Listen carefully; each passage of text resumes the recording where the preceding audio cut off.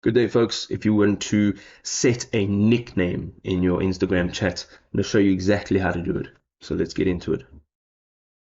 So the first thing you are gonna go ahead and do is jump into your Instagram, and you can see over here I'm on my home page.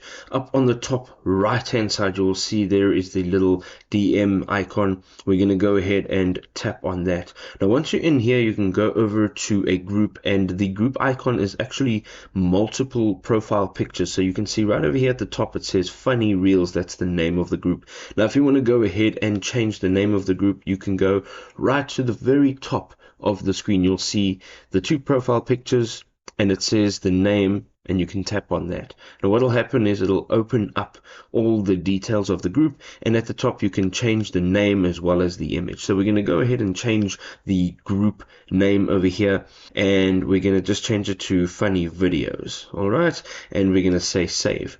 Now that has been changed, and that is now the nickname of the chat. If this video was helpful, you can go ahead and drop us a like, and we'll catch you next time, people. Peace out.